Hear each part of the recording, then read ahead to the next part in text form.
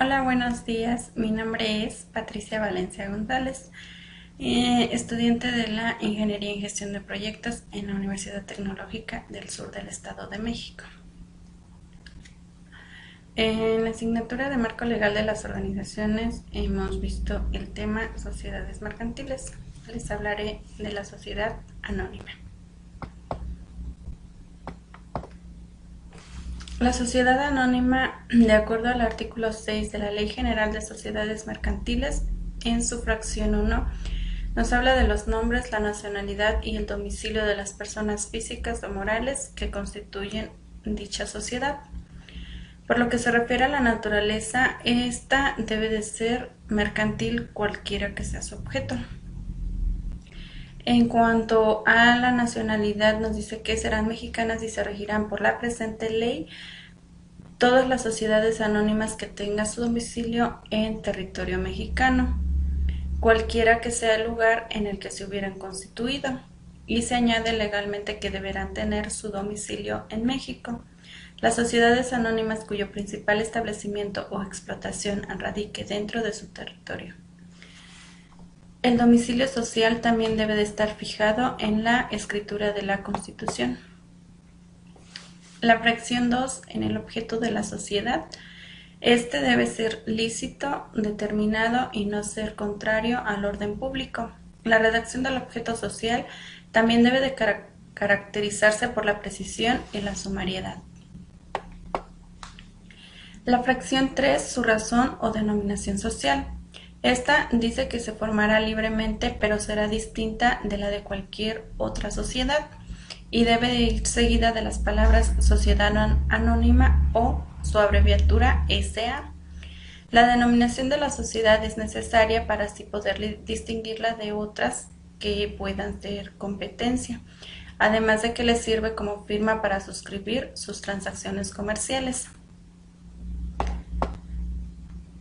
La fracción 4, en cuanto a su duración, nos dice que debe fijarse un tiempo determinado y cierto, que comience y termine en fechas ciertas para la existencia de esta sociedad. El importe del capital social en la fracción 5 debe de ser un mínimo fijo de 50,000 pesos y la ley dice que 50 millones. La fracción 6, la expresión de lo que cada socio aporte en dinero o en otros bienes, el valor atribuido a estos y el criterio seguido para su valorización. Las aportaciones que los socios hacen están representadas por acciones que son sus títulos de valor. El valor de estas acciones representa una unidad o partes igual de todo el capital. Existen diversas acciones. Una de las principales es la que atiende a los derechos de la acción que confiere a los socios. Cuando el capital es variable, en la fracción 7, el domicilio de la sociedad, como antes ya fue mencionado, se fijará el domicilio dentro del territorio en el lugar en el que se halle el centro de su efectiva administración y dirección o en que radique su principal establecimiento o explotación. La fracción 8, la manera conforme a la cual haya de administrarse la sociedad y las facultades de los administradores. Estas deben de administrarse por un único administrador a través de un consejo de administración. La fracción 9, en el nombramiento de los administradores y la designación de los que han de llevar la firma social. Este nombramiento se lleva a cabo mediante una junta general cuando los estatutos establezcan solamente el máximo y el mínimo. La Junta General puede, si no existe disposición en los estatutos, fijar las garantías que los administradores deben prestar o relevarlos de su prestación. La fracción 10, en la manera de hacer la distribución de las utilidades y pérdidas de los miembros de la sociedad. La distribución de las utilidades es el fin que guía a todos los socios a realizar sus diversos aportes, celebrando un contrato de sociedad comercial. La fracción 11, el importe del fondo de la reserva, es el 5% de las utilidades anuales hasta reunir un 20% del capital social fijo. La fracción 12, los casos en que la sociedad haya de disolverse anticipadamente. Existen diversas clases de disolución. Las principales que destacan son las voluntarias, las legales, parciales y totales. Las legales son aquellas las que están establecidas en la Ley General de Sociedades Mercantiles. Las voluntarias son las que se derivan de casos no especificados por la ley, pero que nacen del acuerdo entre los socios. Según el artículo 229 de la Ley General de Sociedades Mercantiles, son causas legales de disolución las siguientes: la expiración del término fijado en el contrato social, la imposibilidad de seguir llevando a cabo el objeto principal de la sociedad o por quedar éste consumado, el acuerdo de los socios, que el número de accionistas llegue a ser inferior al mínimo que la ley exige, y la pérdida de las 2/3 partes del capital social. Estas causas legales son aplicables a todas las sociedades mercantiles. La disolución parcial tiene diversas causas, como son la exclusión, que es la llamada rescisión del contrato de sociedad y no afecta a todos los socios, pero sí a una parte de ellos.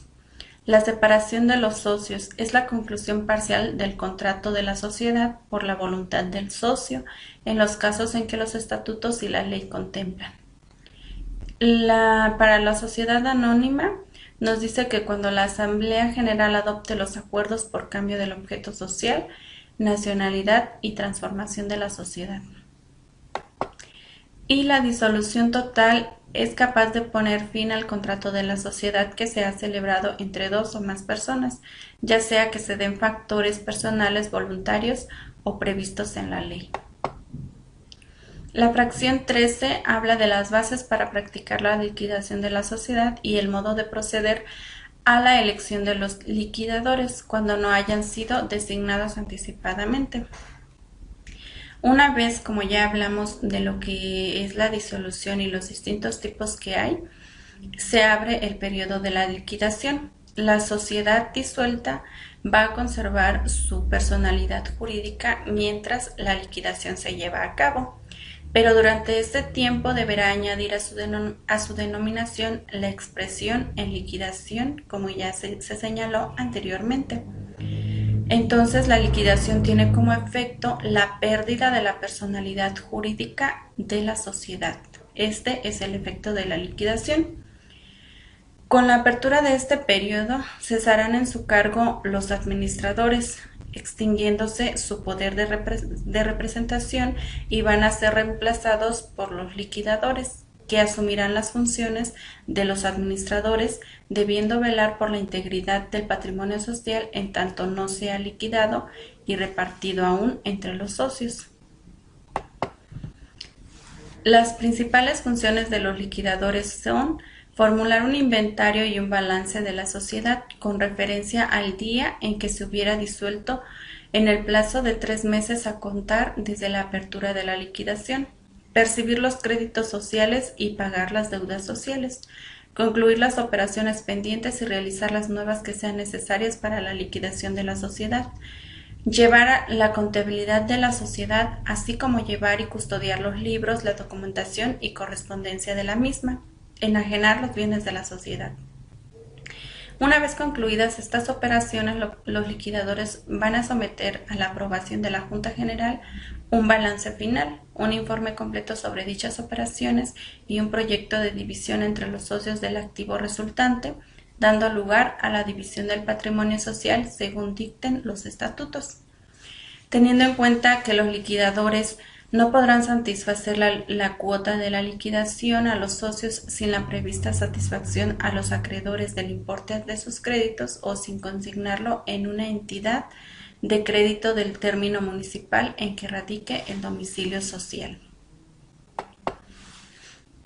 El órgano de vigilancia de esta sociedad estará a cargo de uno o varios comisarios temporales irrevocables, quienes pueden ser los mismos socios o personas extrañas a la sociedad.